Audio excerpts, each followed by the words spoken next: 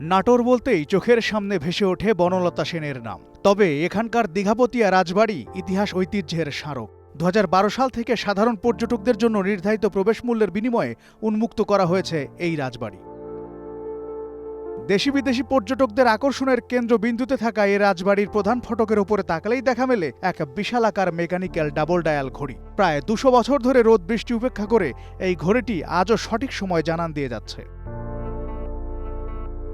ইতিহাসের তথ্য মতে এই রাজবংশের রাজা প্রমোদানাথ রায় দীর্ঘ ১১ বছর সময় ধরে বিদেশি বিশেষজ্ঞ, প্রকৌশলী, চিত্রশিল্পী এবং রাজমিস্ত্রিদের সহায়তায় ইংল্যান্ড থেকে, মতান্তরে ইতালির ফ্লোরেন্স থেকে বিশেষ অর্ডারে এই মেকানিক্যাল ঘড়িটি আনিয়েছিলেন। এটি উপমহাদেশের একমাত্র ডাবল ডায়াল ২ কাটার ঘড়ি। ইতালির ফ্লোরেন্স থেকে নাকি এই ঘড়িটা দীঘাপতিয়ার রাজারা আমদানি করেছিলেন। এখনো অবধি এই ঘড়িটা ডবল ডায়াল বাংলাদেশে মনে হয় নাই, এটা বিরল। আমার গ্রামে বাড়ি ছিল অনেক দূরে, এখান থেকে প্রায় ১০ কিলোমিটার দূরে।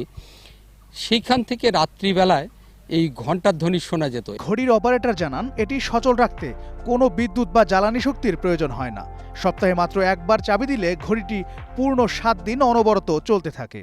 মূলত আসলে উত্তরা গণভবনের ঐতিহাসিক ঘড়ি, রাইফেলের তেল ব্যবহার করা হয়, অন্য কোনো তেল ব্যবহার করা হয় না, শুধু ঘড়িটা সচল রাখার জন্য।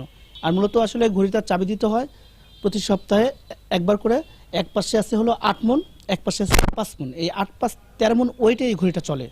স্থানীয়দের মতে বহু মানুষ শুধু এই প্রাচীন ঘড়িটি দেখতেই এখানে ভিড় জমান। ১ ঘন্টা পর পর ধাতব ঘণ্টার শব্দ পুরো এলাকা কাঁপিয়ে পর্যটকদের মধ্যে এক অদ্ভুত রোমাঞ্চকর অনুভূতি তৈরি করে। আসলে এই ঘড়িটি আমাদের এখানে প্রতিদিন যে দর্শনার্থীরা আসে উত্তরা গণভবনে, সবারই আকর্ষণ থাকে এই ঘড়িটি। অ্যানালগ বড় ডাবল ডায়ালের ঘড়ি দেখে এটা আমি খুবই আশ্চর্যান্বিত হয়েছি।